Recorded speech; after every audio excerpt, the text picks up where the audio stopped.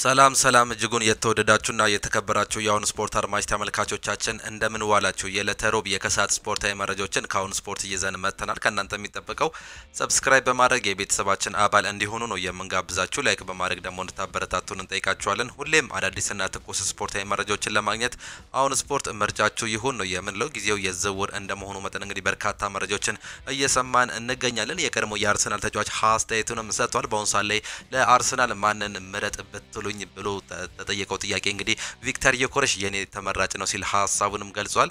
አርሰናል የዙቢሜንዲን 100% ዝውውር እየጨረሰ ሲሆን የኬፓ አሪዛባላጋን ደግሞ 99% መጨረሱን መረጃዎች እያሳዩ ነው የሚገኙት። የአንድሪያ በርታ ሙከራዎችንም እንዲሁ በሰፊው የምንመለከት ነው የሚሆነው። በአሁኑ ሰዓት ላይ ሁለት አጥቂዎችን እየተመለከቱም ይገኛሉ። በቪክተር ዮኬሬሽ ምትክ ሌላ ተጫዋቾችንም ለማየት እድል እንዳላቸው ነው እየተገለጸ የሚገኘው። በማንቸስተር ዩናይትድ በኩል ማንቸስተር ዩናይትድ ታይለር ማላሲያን ፈላጊ ክለብ እንዳጣ በዛሬው ዕለት ይፋ ማድረጉ ተገልጿል። የተጫዋች እንግዲህ ለማንቸስተር ዩናይትድ እየጫወተ ነበር። በአሁኑ ሰዓት ላይ ውሰት ወደ ሌሎች ክለቦች ሄዶ እንደነበር የሚታወስ ጉዳይ ነው። ስለ ብሪያን ምቤሞን የምናነሳቸው ሀሳቦችም አሉ። በማንቸስተር ዩናይትድ እንዲሁም ደግሞ በዱሳን ቭላሆቪች መካከል የሚደረጉ አንዳንድ ንግግሮችም እንዳሉ እየተገለጸ ሲሆን ካርሎስ ካሴሜሮ ከማንቸስተር ዩናይትድ አለቅም ወደ ሳውዲ አልሄደም እንዳለ ሪኮርድ ፖርቹጋልም እያስነበበም ይገኛል። ስለ ጄደን ሳንቾም የምናነሳቸው አንዳንድ ሀሳቦች አሉ። በማንቸስተር ዩናይትድ በኩል በርካታ መረጃዎችን የምናነሳ ሲሆን ሊያም ዴላፕ 9 ቁጥር ማሊያ መልበስ አያስፈራኝም ሲል ሀሳቡንም ሰጥቷል። አዲሱ የቼልሲ ፈራ ማርክ ኮኩሬላም የሰጣቸው ሀሳቦች አሉ። በማንቸስተር ሲቲ በኩል ዲያጎ ኮስታ እጅግ በጣም ተፈላጊው ተጫዋች መሆኑ ነው እየተገለጸ የሚገኘው። በሪያል ማድሪድ በኩልም የምናነሳቸው ሀሳቦች አሉ። እንዲሁ ባርሴሎናንም የምናካተት ይሆናል። ከእናንተ የሚጠበቀው ሰብስክራይብ በማድረግ የቤተሰባችን አባል እንዲሆኑ ነው የምንጋብዛችሁ። ላይክ በማድረግ ደግሞ እንድታበረታቱን እንጠይቃችኋለን። ሁሌም አዳዲስና ትኩስ ስፖርታዊ መረጃዎችን ለማግኘት አሁን ስፖርት ምርጫችሁ ይሁን ነው የምንለው። እስከ መጨረሻው ከኛ ጋር ቆዩ። እኛ ቀጥታ ወደ ፕሮግራሞቻችን አለፍን።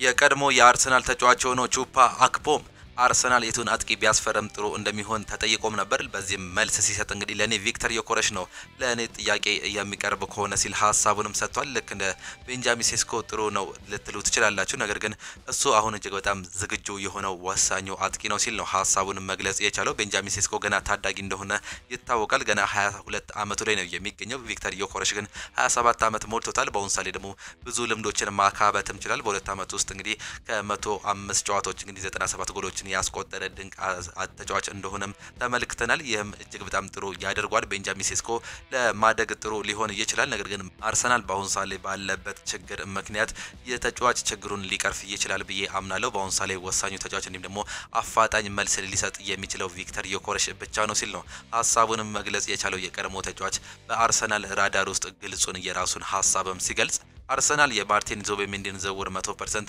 የኬፓ አሪዛባላጋን ዝውውር 99% ጨርሷል። አርሰናል በፋይናንሻል አሰራሮች ምክንያት ከጁን 30 ወዲህ ዝውውሮችን ለመጨረስ ተቆጥቦ ነው ያሳለፈ የሚገኘው። ነገር ግን በሁሉም ዲፓርትመንቶች ክለቡ የሚፈልጋቸውን ተጫዋቾች የዝውውር ሁኔታ በተመለከተ ከክለቦችም ሆነ በግል ከተጫዋቾች ወኪሎች ጋር በጥልቀት ስራዎች እየተሰሩ ሲሆን ከዚህም ሳምንት መጨረሻ ጀምሮ በገበያው ላይ የሚሳተፉ አዳዲስ ፈራሚዎች ለፕሪሲዝኑ እንዲዘጋጁ ይፈለጋል ነው እየተባለ የሚገኘው። አንድሪያ በርታም በዚህ ላይ ጥንካሬ ሰርቶ እየሰራም ይገኛል። አንድሪያ በርታ በአንድ ጊዜ በቤንጃሚን ሴስኮ እንዲሁም ደግሞ ቪክተር ዮኬሬሽ ዝውውር ላይ እየሰራ ሲሆን ሁለቱም ወገኖች ለመስማማት እየሞከሩም ይገኛሉ። ነገር ግን እንደ ስፒን ማስከርከር ቀላል አይሆንም እና በስትራቴጂ ውስጥ የተወሰነ መጠን ዋጋ እንዳለ ግልጽ ነው። በጀርመን ውስጥ ጥሩ ግንኙነት ያለው ምንጭ እንደገለጸው ከሆነ ቤንጃሚን ሴስኮ ለአርሰናል ፍጹም ተመራጭ መሆኑን ባለፈው ወር በልበ ሙሉነት ለቴሌግራፍ ስፖርት ተናግሮ ነበር። ግን ያ ምላሽ ከጥቂት ሳምንታት በፊት ሁኔታውን ሲገልጸው እንግዲህ ውዥንብር ሆኗል በማለት አስጊ ሁኔታ ላይ መሆኑን ነው እየገለጸ የሚገኘው።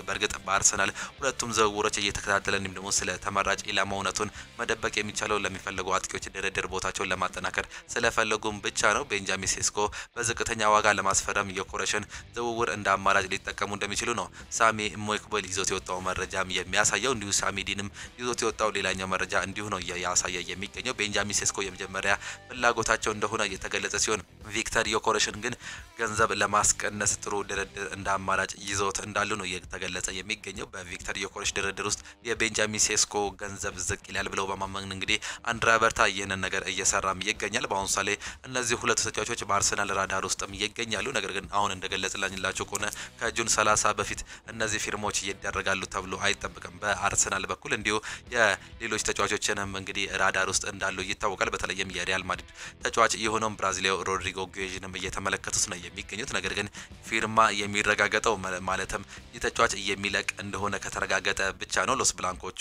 ለቋልን ብለው የሚለቁት ከሆነ እንግዲህ 90 ሚሊዮን ዩሮ ለዚህ ተጫዋች ፍላጎት ወይም ደግሞ ገንዘብ እንደሚያወጡ ነው እየተገለጸም የሚገኘው። አርሰናል በቪክተር ዮኬሬሽ ምትክ ሌላ አጥቂ ካስፈረመ ተጫዋቹ ስፖርቲንግን በፍጹም ይቅር እንደማይላቸው ነግሯቸዋል ሲል የፖርቹጋሉ ጋዜጣ ሪኮርድ ፖርቹጋል አሁንም እያስነበበ ይገኛል። ቪክተር ዮኬሬሽ በርካታ ክለቦችን እንግዲህ አልፈለጉም ወይም ደግሞ ጥያቄያቸውን ውድቅ ማድረጉን ተመልክተን ነበር። በተለይም በጁቬንቱስ 13 ሚሊዮን ፓውንድ አመታዊ ደሞዝ እንደቀረበለት ነገር ግን አልፈልግም ብሎ ውድቅ ማድረጉን ተመልክተን ነበር። ነገር ግን ይህን ሁሉ አድርጎ እንግዲህ አርሰናሎች ሌሎች አጥቂዎችን የሚያስፈርሙ ከሆነ እጅግ በጣም እንደሚናደድ እንዲሁም ደግሞ ከስፖርቲንግ ጋር ያለው ቁርኝት እጅግ በጣም መጥፎ ድርድር ውስጥ እንደሚገባ ነው እየተገለጸ የሚገኘው። በአሁኑ ሰዓት ላይ እየተባለ እንደሚገኝ እንደሰማነው ከሆነ የተጫዋች በንዴት ምክንያት ወደ ፕሪሲዝን እንደማይመለስ ነው እየገለጹ የሚገኙት። በክለቡ ምክንያት እንግዲህ ብስጭት ውስጥ እንደገባም እየተገለጸም ይገኛል።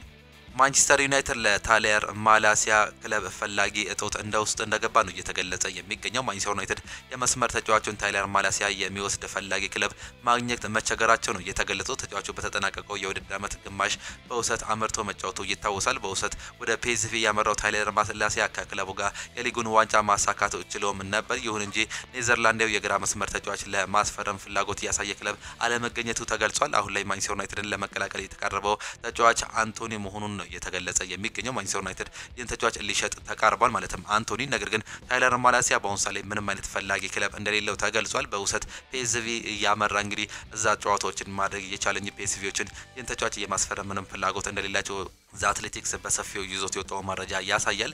ማንቸስተር ዩናይትድ ደግሞ በውሰት የሰጣቸውን እያንዳንዱ ተጫዋቾች መሸጥ ይፈልጋል። ከታይለር ማላሲያ ጀምሮ እስከ ማርከስ ራሽፎርድ፣ አንቶኒና ሳንቾን የመሸጥ ከፍተኛ ፍላጎትም አላቸው። አንቶኒ በአሁኑ ሰዓት ላይ ከፍተኛ ድርድር እየተደረገበት ይገኛል በሪያል ቤቲስ። እንዲሁም እነ ናፖሊ የሱ ፈላጊ መሆናቸው ይታወቃል። እንዲሁ ጄደን ሳንቾም ወደ ፌነርባቼ የሚያደርገው ድርድር ልቀት እንዳሳየ እንዲሁም ደግሞ ከፍተኛ ደረጃ ላይ መድረሱን መረጃዎች እያሳዩ ይገኛሉ። እንደ ታይለር ማላሲያ ያሉ ተጫዋቾች ግን በአሁኑ ሰዓት ላይ ፈላጊ እንዳጡ መረጃዎች በሰፊው እያመላከቱም ይገኛሉ። ይህም ለማንቸስተር ዩናይትድ ክስረት ሊሆን ይችላል። በአሰልጣኝ ኤሪክ ቴን ሃግ ዘመን የመጣው የተጫዋች በአሁኑ ሰዓት ላይ በማንቸስተር ዩናይትድ ተፈላጊ ተጫዋች አይደለም፣ እንደ ሌሎቹ ተጫዋቾችም ጭምር ማለት ነው።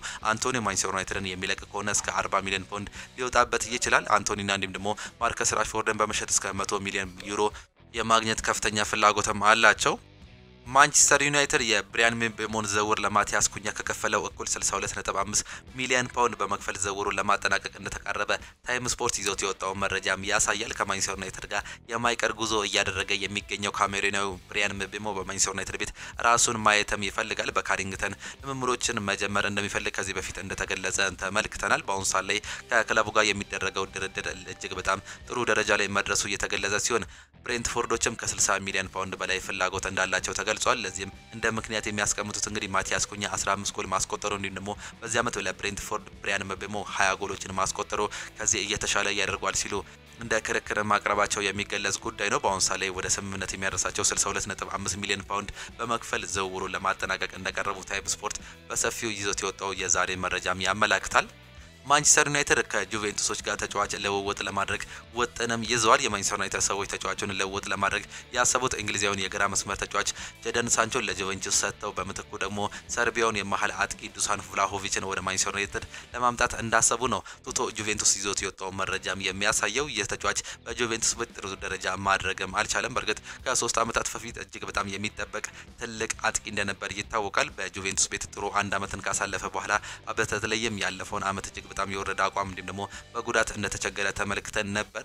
ጄደን ሳንቾም ከማንቸስተር ዩናይትድ ጋር ያለው ውጥንቅጥ ውስጥ እንዳለ ይታወቃል። በተለይም ከአሰልጣኝ ጋር የገባው እሰጥ አገባ አሁንም እንግዲህ ምርጫው እንዳልተደረገ ነው እየተገለጸ የሚገኘው። በእርግጥ ፌነርባቼ የዚህ ተጫዋች ፈላጊ ናቸው። ጄደን ሳንቾን እንግዲህ በሳምንታዊ ደሞዝ መስማማታቸው እየተገለጸ ሲሆን ከክለቡ ጋር የሚደረገው ድርድር ብቻ እንደሚቀርም ተገልጿል። ጄደን ሳንቾ ምናልባት ወደ ጁቬንቱስ የሚሄድ እድልም ሊኖረው ይችላል። ነገር ግን በአሁኑ ሰዓት ላይ ፌነርባቼ የዚህ ተጫዋች ከፍተኛ ፈላጊም ናቸው። እስከ 30 ሚሊዮን ፓውንድ የሚያቀርቡ ከሆነ ጄደን ሳንቾን የማግኘትም አቅምም አላቸው። ጄደን ሳንቾን እንግዲህ ማንቸስተር ዩናይትድ በ80 ሚሊዮን ዩሮ ማስፈረሙ የሚታወስ ጉዳይ ነው። በአሁኑ ሰዓት በ30 ሚሊዮን ፓውንድ ወይም ደግሞ በ40 ሚሊዮን ዩሮ ለመሸጥ እንግዲህ ድርድር ውስጥ መኖሩ ነው እየተገለጸም የሚገኘው።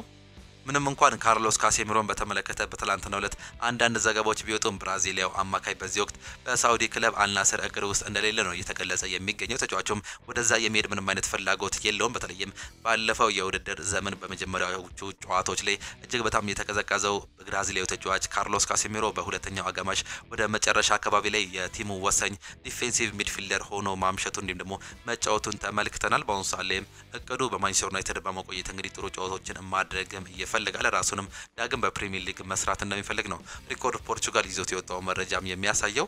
ጀደን ሳንቾ ፌነርባቼ ያቀረበለትን ወደ 10 ሚሊዮን ዩሮ የሚጠጋ አመታዊ ደሞዝ ተቀብሏል። ጁቬንቱስ እንዲሁም ደግሞ ናፖሊ የተጫዋቹ ፈላጊ ቢሆንም ያቀረቡለት ደሞዝ ግን አነስተኛም ነው። በዚህም ፌነርባቼ ከማንቸስተር ዩናይትድ ጋር ንግግር የሚጀምር ይሆናል። ዝውውሩም በአዎንታዊ ገጽታ እንደሚጠናቀቅ እንደሚጠበቅ ነው መረጃዎች እየወጡም የሚገኘው። ዘገባው የሁለቱ የቱርኩ ጋዜጦች ሳባህ ስፖርት እንዲሁም ደግሞ አራዚዮ ኮማንዶ የተጠናቀረ መረጃ መሆኑን ነው እየተመለከተን የምንገኘው።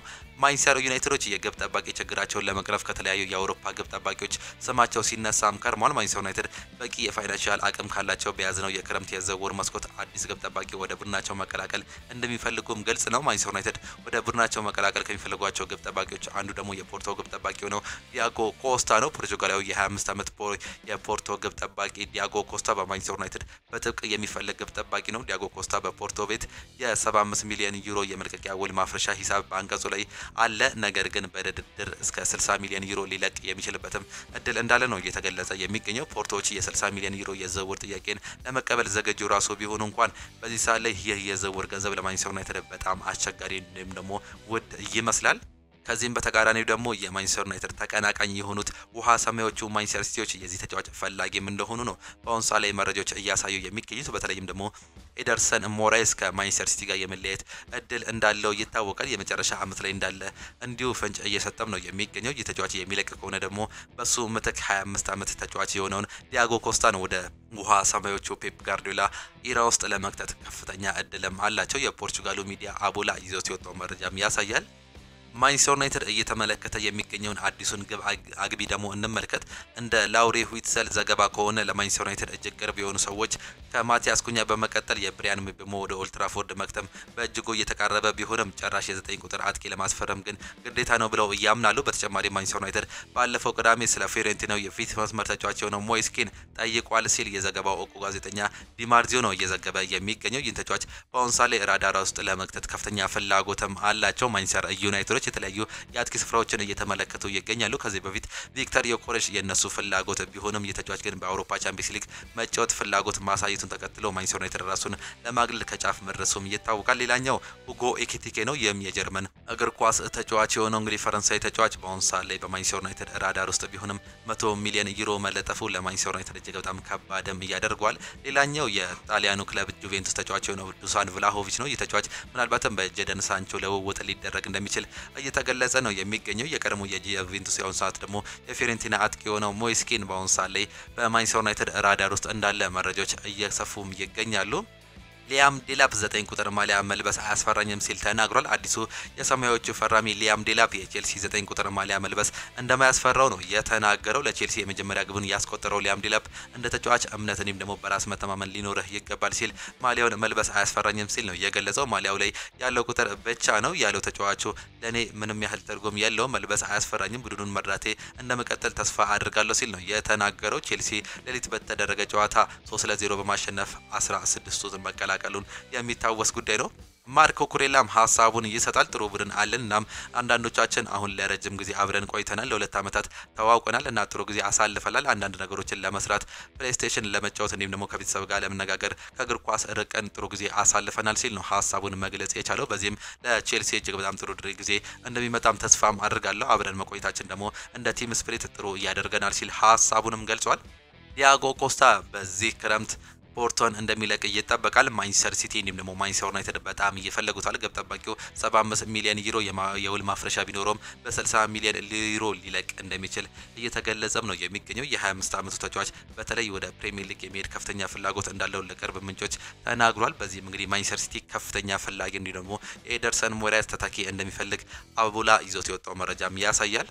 ፊፋ ምርመራ መክፈቱንም ገልጿል። የፊፋው ዲሲፕሊን ኮሚቴ የሜክሲኮ ክለብ ፓቹካ አምበል የሆነው ካብራል ላይ ምርመራ መክፈቱ ነው የተገለጸው። ተጫዋቹ በቡድኑ ከሪያል ማድሪድ ጋር በነበረው ጨዋታ አንቶኒ ሩዲገር ላይ የዘረኝነት ጥቃት አድርሷል በሚል ክስ ቀርቦበትም ነበር። አንቶኒ ሩዲገር በጨዋታው የዘረኝነት ጥቃት እንደደረሰበት ለጨዋታው ዳኛ ያሳወቀ ሲሆን ዳኛው የፊፋ አሰራር በተመለከተ ምልክት አሳይተውም ነበር። የፓቹካው አምበል ካብራል በበኩሉ ከጨዋታው በኋላ በሰጠው አስተያየት የቀረበለት ክስ ውድቅ ማድረግም ችሎ ነበር። ነገር ግን በአሁን ሰዓት ላይ የፊፋ ክስ እንግዲህ ሊመሰረት እንደሚችል ነው እየተገለጸ የሚገኘው። የፊፋ ዲሲፕሊን ኮሚቴም ይህንን ነገር እንዳሳወቀም ተገልጿል። የሪያል ማድሪዱ የፊት መስመር ተጫዋች ሮድሪጎ ጉዌዥ ከፕሪሚየር ሊግ ክለቦች በርካታ ጥያቄዎች ቀርቦለት ውድቅ ማድረጉም ተገልጿል። አርሰናሎች በበኩላቸው ሮድሪጎ ጉዌዥን በቀጣይ ክለቡን መልቀቅ ከፈለገ እንዲሁም ደግሞ ሪያል ማድሪድ እሱን መሸጥ ካሰበ ለመመልከት በጥብቅ መሆናቸው ይገለጻል። ሮድሪጎ ባለፈው የውድድር ዓመት ልምምድ ላይ ትኩረት በማመጣት ችግር እየስተዋለበት እንደነበርም ተዘግቧል። አሰልጣኝ ካርሎ አንቸሎቲ በቅርቡ ሮድሪጎን ለብራዚል ብሔራዊ ቡድን ያልጠሩት በዚህ ምክንያት እንደሆነም ተናግረውም ነበር። ይሁን እንጂ የሮድሪጎ ሁኔታ ከአሰልጣኝ ጃቪ አሎንሶ መምጣት በኋላ አቅሙ እየተሻለ መምጣቱ እንዲሁም ደግሞ በክለቡ ውስጥ ያሉ ቅርብ ምንጮች ዘግበዋል። አሰልጣኝ ጃቪ አሎንሶ በበኩላቸው ለሮድሪጎ ልዩ ትኩረት እየሰጡ መሆናቸው ነው እየተገለጸ የሚገኘው። በአሁኑ ሰዓት ላይ ይለቃል ተብሎ እንደማይጠበቅም አትሌቲክስ ይዞት የወጣው መረጃም ሲያሳይ አርሰናሎች ይህን ተጫዋች ምንም እንኳን ፈላጊ ክለብ ሆነው በቀ ቢሎም እየተጫዋች ይለቃል ተብሎ እንደማይጠበቅ ነው በሰፊው እየመጣም የሚገኘው። አልናስር አሰልጣኙን አሰናብቷል። የሳውዲ አረቢያው ክለብ አልናስር ከአሰልጣኙ ጋር መለየቱን ይፋ አድርጓል። አልናስር በቅርቡ የሾማቸውን ጣሊያናዊ አሰልጣኝ ስቴፋኖ ፒዮሊ ከኃላፊነታቸው ማሰናበቱን ነው የገለጸው። ጣሊያናዊ አሰልጣኝ ስቴፋኖ ፒዮሊ በቀጣይ የሴሪዮን ክለብ ፊዮሬንቲናን ይረከባሉ ተብሎም ይጠበቃል። አሰልጣኙ ከአልናስር ጋር በካሳ 11 ሚሊዮን ዩሮ መቀበላቸው ሲነገር ፊዮሬንቲናን በነጻ ይቀላቀላሉ ነው ተብሎ የሚጠበቀው። አዳም ላላና ጫማውንም ሰቅሏል። እንግሊዛዊ የመሃል ሜዳ ተጫዋች ነው አዳም ላላና በ37 ዓመቱ ጫማውን መስቀሉም ይፋም ተደርጓል። የቀድሞ የሊቨርፑል ተጫዋች ነው አዳም ላላና በእግር ኳስ ሕይወቱ 305 የፕሪሚየር ሊግ ጨዋታዎችን ሲያደርግ ለሶስት አናብስቶች 34 ጊዜ ተሰልፎ መጫወትም ችሏል። አዳም ላላና በእግር ኳስ ሕይወቱ ምን አሳካ የሚለውን ስንመለከት በሊቨርፑል ቤት አንድ የፕሪሚየር ሊግ ዋንጫን ማሳካት የቻለ እንዲሁም ደግሞ አንድ የቻምፒየንስ ሊግ ዋንጫን ማሳካትም ችሏል። እንዲሁ የዓለም ክለቦች ዋንጫም አንድ ጊዜ ያሳካ ሲሆን ሱፐር ካፕ ዋንጫዎችን አንድ ጊዜ ማሳካት የቻለም ተጫዋች ነው። በአሁኑ ሰዓት ላይ ራሱን ከእግር ኳስ ማግለሉንም ይፋ አድርጓል። የሊዮን ደጋፊዎች ተቃውሞም አሰምተዋል። የፈረንሳዩ ክለብ ሊዮን ደጋፊዎች የክለቡ ባለቤት አሜሪካዊ ባለሀብት ጆን ክሪስተክ ክለቡ እንዲለቁ ነው የጠየቁት። ኦሎምፒክ ሊዮን በፋይናንሻል ችግር ምክንያት ወደ ሀገሪቱ ሁለተኛ ሊግ እንዲወርድ መደረጉ ይታወቃል። ይህንንም ተከትሎ የክለቡ ደጋፊዎች ቡድኖች ጆን ክሌክተርን ለክለቡ ጥሩ ነው አይደለም መልቀቅ እንዳለበት እየገለጹም ነው የሚገኙት። የክለቡ ደጋፊዎች ባወጡት መግለጫም ይህ የቦታፎጎ ደጋፊዎች አጠቃላይ ከከተማው ለቀው መሄድ ይኖርበታል ብለውም ነው የተናገሩት። በተጨማሪም በከተማው የተለያዩ ቦታዎች ቴክስተር አውት የሚሉ ጽሁፎች ተለጥፈውም ታይተዋል። ኦሎምፒክ ሊዮን ከውሳኔው በኋላ በድጋሚ እንዲታይለት ይግባኝ መጠየቁ ይፋ ነው እየተደረገ የሚገኘው። ነገር ግን እስካሁን ባለው ውሳኔ መሰረት ወደ ሊግ 2 እንዲወርድ በትላንትናው ዕለት ይፋ እንደተደረገ ነው ውሳኔውን እየተመለከት ነው። ሳንቲ ካዞርላም በስሙ አደባባይ እንደተሰየመለት ተመልክተናል። ይህ ተጫዋች እንግዲህ ከ24 ዓመታት በኋላ ወደ ሊጉ እንዲያድጉ ከፍተኛ ሚና የተጫወተው ይህ ተጫዋች እንግዲህ በአሁኑ ሰዓት ላይ ከፍተኛ ደረጃ የተሰጠው ክብር እንደተሰጠው ነው እየተገለጸ የሚገኘው። በዚህም የተነሳ በአሁኑ ሰዓት ላይ በከተማው ላይ አደባባይ እንደተሰየመለት እየተገለጸም ይገኛል። በስተመጨረሻም አንዳንድ ነገሮችን ስናነሳ ስለ ሊዮኔል ሜሲ አንዳንድ የእግር ኳስ ያልተወራላቸው ነገሮችን በሰፊው የምንመለከት ይሆናል። ሜሲ በእግር ኳስ ያልተሰራ ነገር አለ ብለ ለመናገር የሚከብድ ነው የሚሆነው። ሜሲ ማለት ለእግር ኳስ መገለጫ ነው። አማካይ በመሆን ብዙ ኳሶችን ይፈጥርልሃል፣ አጥቂ በመሆን ብዙ ጎሎችን ያስቆጥርልሃል። ለተመልካቾች የሚማርክ የሜሲ ያጫወት እንኳን አየውት ብለህ ደስታን ጥግ ድረስ እስከሚገልጽ ድረስ ይጫወትባል። በቃ ሜሲ የኳስ ካፒቴን ነው። ያስቆጠራቸው የጎል አይነትም የለም።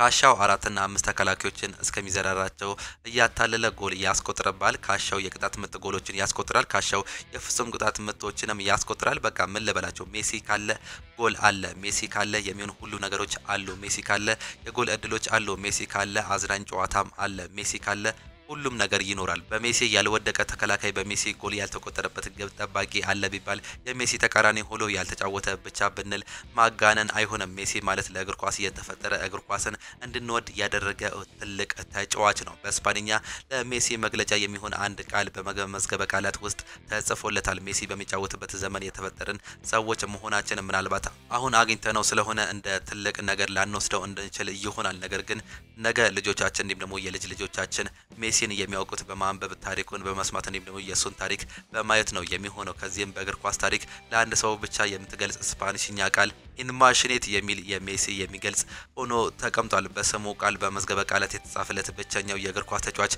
ሆኖም ማለፍም ችሏል። ኢንማሽኔት ማለት ደግሞ የዓለማችን የምንጊዜም ምርጥ ተጫዋች ማለት እንደሆነ ነው መዝገበ ቃላቱ የሚያስቀምጠው። ሮይ ኦይሰን በአንድ ወቅት አምላክ እግር ኳስንም መጫወት ፈለገና ሜሲን ወደ ምድር ላከው ሲል ተደመጠ። እንዲሁም የቀድሞ የሜሲ አሰልጣኝ የነበረው ስፔን አሰልጣኝ ፔፕ ጋርዲዮላ ስለ እሱ አጻፈ፣ እሱን ለመግለጽ አትሞክር፣ እሱ ብቻ ተመልከት። የዘመናዊ እግር ኳስ አባት ተብሎ የሚጠራው ዮሃን ክራይፍም እሱ ከማንም ጋር የሚወዳደር ተጫዋች አይደለም፣ ለትውልድ ሁሉ ቅርስ ነው፣ ሽልማቶቹን ሁሉ ስጡት ሲል ተናግሮ ነበር። የሜሲ ታላቅነትን ለመናገር የቀድሞ የቡድኑ አጋሩ ዣቪ ሄርናንዴስም ሜሲ ከሌሎች ሁሉ የላቀ ደረጃ ላይ እንደሚገጭ ግልጽ ነው፣ የማያዩ ካሉ ግን እውሮች ናቸው ብሏል። የሜሲ ቀንደኛ ተቀናቃኝ ፖርቹጋላዊ ክርስቲያኖ ሮናልዶ ስለ ሜሲ አጠር ባለ አገላለጽ ገልጾታል። እሱ ምታተኛ ነው። ሜሲ አስደናቂ ተጫዋች ነው። ብዙ መድረኮችን ለ16 ዓመታት አብረን ተጋርተናል። ጓደኛሞች አይደለንም፣ ነገር ግን ግንኙነት አለን። እጅግ በጣም አከብረዋለሁ። ስለኔ የሚናገርበትን መንገድ እወዳለሁ። እሱ እጅግ በጣም ጥሩ ሰው ነው። እሱ ምርጥ የእግር ኳስ ተጫዋች ነው ሲል ገልጾትም ነበር። እሱን ለማድረግ የእሱ ደጋፊዎች መሆን አይጠበቅብህም። እሱ የሚጫወትበት ኮከብ ደጋፊዎች መሆን አይጠበቅብህም። እሱን ለማድረግ እግር ኳስ መመልከት ብቻውን በቂ ነው። ቃላቶችን መርጠን አረፍተ ነገሮችን አዋሃደን ሀሳቦችን አገናኝተን እሱን መግለጽ ፍጹም ይከብዳል። ከእጅ ወደ አፍ የሚኖሩ ወላጆች የተወለደ በነበረው የእድገት ሆርሞን እጥረት ምክንያት በብዙ ክለቦች አንቀበልም የተባለ ትንሽዬ ህፃን ህልሙ ስለ ወደፊቱ ታላቅ መሆን ሰንቆ ተስፋ ባለመቁረጥ ወደፊት በመቀጠሉ በአሁኑ ሰዓት ላይ የራሱ ቤተሰብ ደግሞ የብዙዎች ህይወት የቀየረ ታላቅ ተጫዋች መሆኑም በቅቷል። የሊዮኔል አንድሬስ ሜሲ የግል ሽልማቶችን ደግሞ ስንመለከት 8 ጊዜ ባላንዶር ያሸነፈ ብቸኛው በዓለም ላይ ያለው ተጫዋች እንደሆነ ይታወቃል። 8 ባላንዶሮችን ጠራርጎ በ16 ዓመታት ውስጥ እንግዲህ የወሰደ እጅግ በጣም አስደናቂ ተጫዋች ነው። ይህ አርጀንቲና የተጫዋች ሊዮኔል አንድሬስ ሜሲ 8 ጊዜ የፊፋ የዓመቱ ምርጥ ተጫዋች በመባልም እንግዲህ እየመራም ይገኛል። 6 የአውሮፓ ወርቅ ጫማዎችንም ማሸነፍ የቻለ ድንቅ ተጫዋች ነው። 2 የዓለም ዋንጫ ምርጥ ተጫዋችነትን ማሸነፍም ችሏል። 2 የኮፓ አሜሪካ የውድድር ዓመቶችን ተጫዋች ያሸነፈ ሲሆን 1 የኮፓ አሜሪካ የወርቅ ጫማን ማሸነፍ የቻለ ተጫዋች ነው። 1 ጊዜ ደግሞ የኮፓ አሜሪካ ምርጥ ወጣት ተጫዋች ተብሎም ተመርጧል። 6 የአውሮፓ ሻምፒዮንስ ሊግ ኮከብ ጎል አግቢነትን ማሸነፍ የቻለ ሲሆን 8 የላሊጋ ኮከብ ጎል አግቢነትንም ጊዜ ያሸነፈ ተጫዋችም ነው። 1 ጎልደን ቦይ ሽልማትን እንዲሁ ያገኘ ሲሆን 2 የላውረንስ የዓመቱ ምርጥ ስፖርተኛ በመባልም ተመርጧል። ጎልደን ቦይ አንድ ጊዜ ብቻ ስለሚሰጠው ነው እንጂ ደጋግሞ ማሸነፍ የሚችል ተጫዋች እንደነበርም በርካቶች ማንሳት ይችላሉ። የሊግ አሸናፊዎች አሸናፊ ሽልማትን 2 ጊዜ ማሸነፍም ችሏል። የተጫዋች እንግዲህ 2 ዓመታትን ብቻ ነው በፈረንሳይ ሊጓን ማሳለፍ የቻለው። ሁለቱንም እንዲሁ ማሸነፍ የቻለ ሲሆን 1 ጊዜ የዩኤፋ የክለቡ የዓለማችን ምርጥ ተጫዋች በመባልም ተመርጧል። 2 የዩኤፋ ምርጥ ተጫዋችነትን ጊዜ ያሸነፈ ሲሆን የዩኤፋ ምርጥ አጥቂነትን ጊዜ ደግሞ እንዲሁ በተመሳሳይ 2 ጊዜ ማሸነፍም ችሏል። የላሊጋ የዓመቱ ምርጥ ተጫዋችነትን 6 ጊዜ ማሸነፍ የቻለ ሲሆን የላሊጋ ምርጥ አጥቂ በመባል ደግሞ 7 ጊዜ ማሸነፍም ችሏል። የላሊጋ ምርጥ ተጫዋች በማርካ የሚዘጋጀውን 7 ጊዜ እንዲሁ በተመሳሳይ ያሸነፈ ሲሆን የላሊጋ ሙንዶ ዲፖርቲቮ ሽልማትን ደግሞ 3 ጊዜ ያሸነፈ ተጫዋችም ነው። የፊፋ ፕሮ የዓመቱ ምርጥ ተጫዋች በወጣት ተጫዋች በመባልም እንግዲህ 1 ጊዜ ማሸነፍም ችሏል። የዩኤፋ የዓመቱ ምርጥ ጎል ሽልማትንም 4 ጊዜ ያሸነፈ ተጫዋች ነው። ይህ ድንቅ አርጀንቲናዊ ተጫዋች ሊዮኔል አንድሬስ ሜሲ የዩኤፋ ቴክኒካል ተመልካቾች ምርጥ ጎል ሽልማትን እንዲሁ 1 ጊዜ ያሸነፈ ሲሆን ብራቮ ሽልማትን ደግሞ 1 ጊዜ ማሸነፍም ችሏል። በርካታ ዋንጫዎችን እንዲሁም ደግሞ በርካታ ነገሮችን ማንሳት የቻለው ይህ ተጫዋች የወርልድ ሶከር ምርጥ ተጫዋችነትን 6 ጊዜ ያሸንፏል። የጋርዲያን ምርጥ 100 ተጫዋች ሽልማትን እንዲሁ በተከታታይ 6 ጊዜ በዓመት ውስጥ ማሸነፍ የቻለም ተጫዋች ነው። የዓለም ምርጥ ተጫዋች ኮከብ ጎል አግቢ ሽልማት የዓመቱ ሀገራት ኮከብ ጎል አስቆጣሪ ሽልማትን በከፍተኛ ደረጃ ኮከብ ጎል አግቢነትን እንዲሁም ደግሞ የ10 ዓመታት ምርጥ ተጫዋችነትን 1 ጊዜ ማሸነፍ የቻለ ተጫዋች ነው። በርካታ ነገሮችን በራሱ ማሳካት እየቻለው የተጫዋች እንግዲህ በግል ያሳካቸውን ደግሞ ስንመለከት በአንድ ክለብ ብዙ ጎል ያስቆጠረም ተጫዋች ነው። የኮፓ አሜሪካ የውድድሩ ምርጥ ተጫዋችነትን ማሸነፍ ችሏል 3 ጊዜ።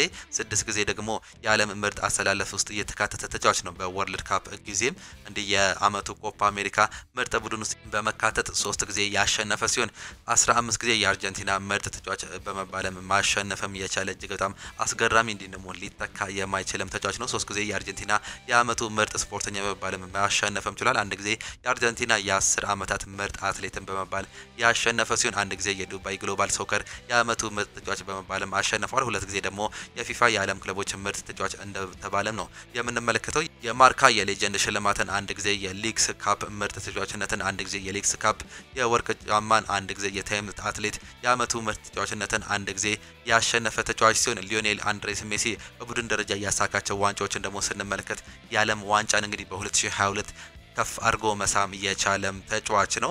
ቻምፒየንስ ሊግን 3 ጊዜ ያሳካ ሲሆን በስፔን ላሊጋ 10 ጊዜ የላሊጋው ዋንጫን ማሳካትም ችሏል። የፈረንሳይ ሊግ ዋንን ደግሞ 2 ጊዜ ማሳካት ችሏል። ሁለቱንም እንግዲህ 2 አመት ብቻ በመቆየት ሁለቱንም ዋንጫዎች ማሳካትም ችሏል። የኮፓ ዴላሬን 7 ጊዜ የስፔን ሱፐር ካፕን 8 ጊዜ የዩኤፋ ሱፐር ካፕን 3 ጊዜ የዓለም ክለቦች ዋንጫን 3 ጊዜ ሊግስ ካፕን አንድ ጊዜ የፋይናሊዝምን አንድ ጊዜ የኮፓ አሜሪካን አንድ ጊዜ የሜጀር ሊግ ሶከርን አንድ ጊዜ ከ23 አመት የኦሎምፒክ ዋንጫን 2 ጊዜ ከ20 አመት በታች የፊፋ የዓለም ዋንጫን አንድ ጊዜ ማሸነፍም ችሏል። ሊዮኔል አንድሬስ ሜሲ በእግር ኳስ ያስመዘገባቸው ቁጥራዊ መረጃዎችን ደግሞ ስንመለከት እስካሁን ድረስ 1007 ጨዋታዎችን ማድረግም ችሏል። 866 ጎሎችንም ማስቆጠር እየቻለ ሲሆን በአሁኑ ሰዓት ላይ 384 አሲስቶችንም ማስመዝገብም ችሏል። በየ105 ደቂቃ ጎል ያስቆጥራል ማለት ነው። በየ73 ደቂቃ ደግሞ ጎል ወይም ደግሞ አሲስት ማድረግ የሚችል ተጫዋች እንደሆነ ስታቲስቲክሶቹ ያመላክቱናል። ይህንም ኦፕታ ነው ዝርዝር ባለመልኩ ማስቀመጥ የቻለው 38 ቅጣት ምቶች ጎሎችንም ማስቆጠር የቻለ ሲሆን 110 ፔናልቲ ጎሎችንም ማስቆጠር ችሏል። 99 ጊዜ ከቦክስ ውጪ ጎል ማስቆጠር የቻለ እጅግ በጣም ድንቅ አጥቂ መሆን እንደሆነ አስመልክቶናል። 589 ከቦክስ ውጪ ጎሎችን አስቆጥሯል። 725 በግራ እግሩ ጎል ያስቆጠረ ሲሆን 109 ጎሎችን በቀኝ እግሩ ማስቆጠረም የቻለ በሁለቱም እግሮች መጠቀም የሚችል ተጫዋች ነው። 28 ጎሎችን በጭንቅላቱ ገጭቶ አስቆጥሯል። 4 ጎሎችን በሌላ የሰውነት ክፍሉ ማስቆጠር የቻለም ተጫዋች ነው። 59 ጊዜ ደግሞ ሃትሪክ መስራት የቻለ እጅግ በጣም አስደናቂ ዓለም ዳግም ልታየው የማትችለውን ሪከርዶችን ማስቀመጥ የቻለ ደግሞ ዓለም ከአሁን ሰዓት በኋላ አያዋለሁ ብሎ የማስገምተውን ተጫዋች ሊዮኔል አንድሬስ ሜሲን በአሁን ሰዓት ላይ እያከበረች እንዲሁም የመጨረሻ ጊዜዋን በዓለም ክለቦች ዋንጫ በሰፊው እየተመለከተችውም ትገኛለች። እጅጉን የተወደዳችሁና የተከበራችሁ የአሁን ስፖርት አድማጭ ተመልካቾቻችን ለዛሬ የነበረን ስፖርታዊ መረጃዎቻችን ይህንን እየመስሉ ነበር። ፕሮግራሞቻችን እንዴት አያችኋቸው? በቀን 2 ያክል ፕሮግራሞችን የምንለቅ ይሆናል። ጠዋት 12 ሰዓት እንዲሁም ደግሞ ምሽት 11 ሰዓት አካባቢ ላይ የምንለቃቸው 2 ምርጥ ፕሮግራሞች አሉ። እነዚህን ሁሌም እንዲደርሷችሁ እንግዲህ ሰብስክራይብ በማድረግ የቤተሰባችን አባል እንዲሆኑ ነው የምንጋብዛችሁ። ላይክ በማድረግ ደግሞ እንድታበረታቱን እንጠይቃችኋለን። ሁሌም አዳዲስና ትኩስ ስፖርታዊ መረጃዎችን ለማግኘት አሁን ስፖርት ምርጫችሁ ይሁን ነው የምንለው። የከሰዓት ፕሮግራሞቻችን እንዲሁ በዚሁ አጠናቀናል። በጠዋቱ ፕሮግራሞቻችን ግን እስከምንገናኝ ድረስ ቻው ቻው። መልካም ጊዜ፣ መልካም ምሽት ይሆንላችሁ።